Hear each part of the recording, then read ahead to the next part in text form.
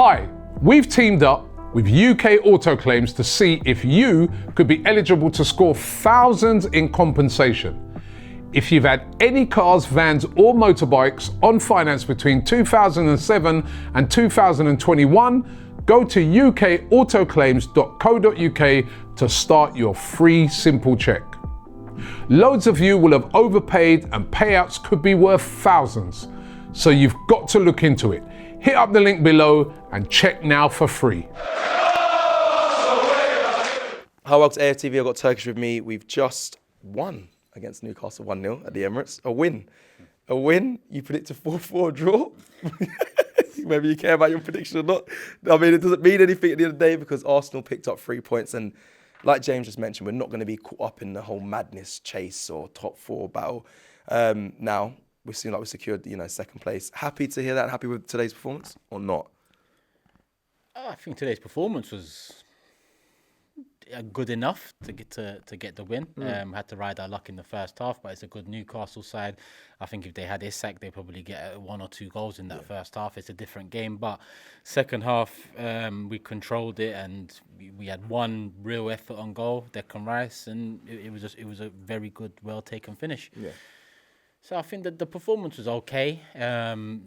It's just on to the next one. It was just, making sure we're not in that game week 38 split screen Sky thing they're going to do where, everyone's fighting for top 5 and one moment it's this, another moment it's this, if someone scores it's this. Yeah.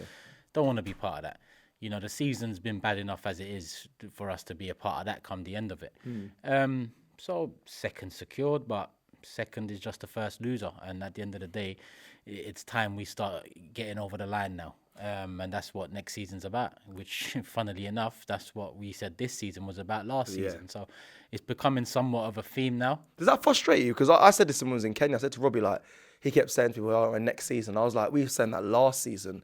And it's like, I don't want to say next season, but there's no other result apart from saying, well, next season. So is this really the last for you? I mean, I don't know if it even matters if you say it's last season because it's kind of down to them lot. But are you really giving it this next season to then say, listen, if it doesn't happen, I'm going full guns blazing when it comes to Arteta, you're not the man or the club or whatever? I'm tired already of, I'm like, it's just been very stale come the end of this season. Obviously, the Champions League's been refreshing, but even the way that ended, it was kind of like, well, we all saw that coming off the back of the windows we've had and the season we've had.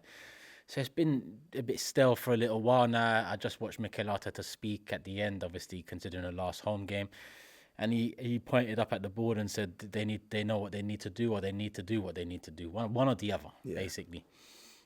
And I think that's somewhat telling. At the same time, regardless, I mean, he's also signed a new contract and it's time to deliver.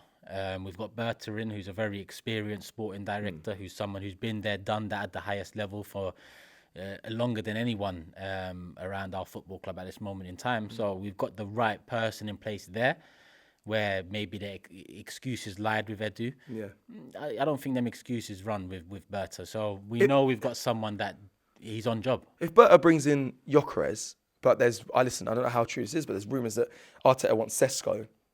But if you find out that Arsenal brought in Gyökeres because that's what Andre Berta wanted, and Arteta wanted Sesko, and Gyökeres flops, do you get annoyed at Berta or do you get still annoyed at Arteta considering it's still your job to make who we ever bring in tick into the team? Yeah, it's Arteta's job. Right.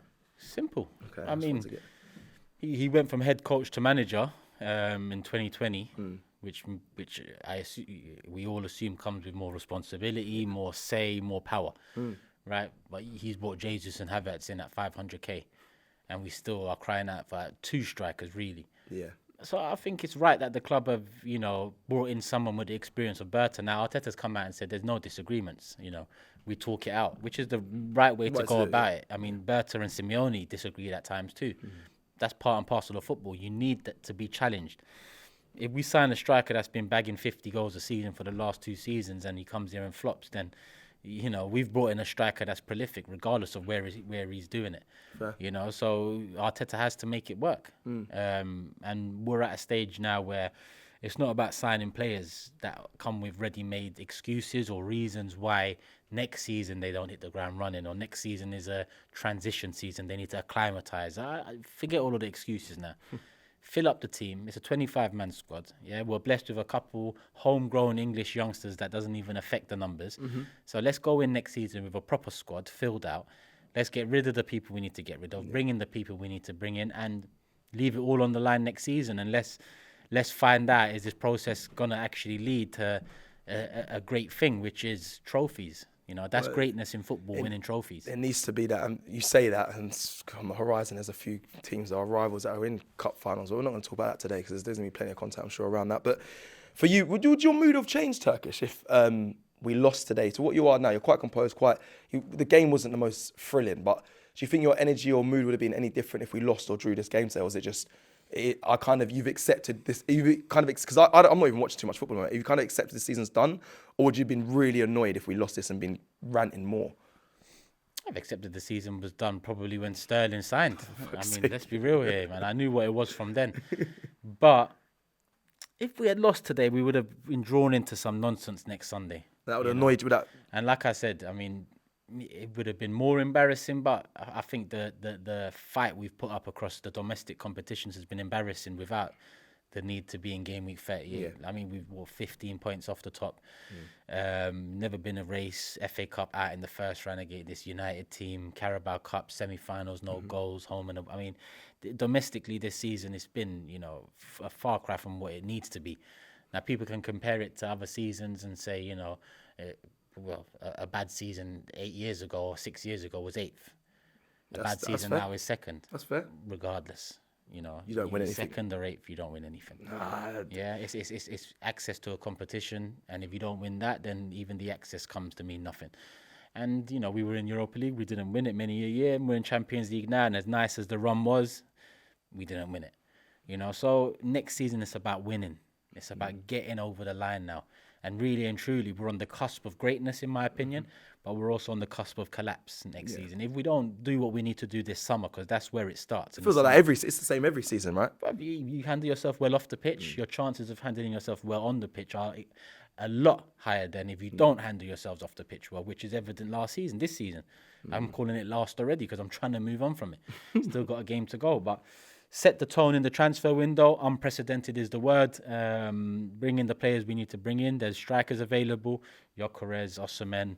I've heard this from you. Wingers available. Rodrigo's being key there. And there's others, you know, if you want to entertain it. There's number 10s available. Cherki, Eze can play there. Cunha can play there. So there's attackers available, right?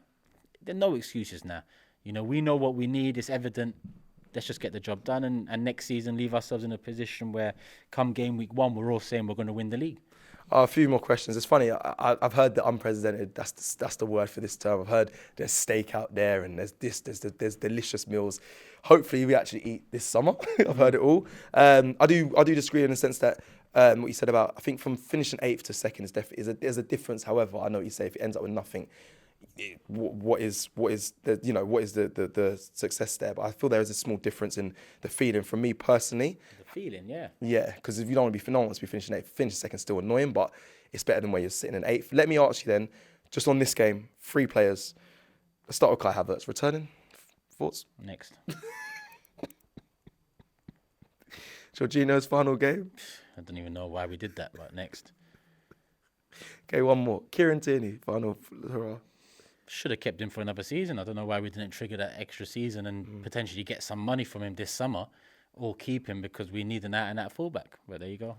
All right, well, that was the closing 3 players. I could have spoke about some of the other ones, but they're the ones I thought I would choose for you. Turkish, thank you very much.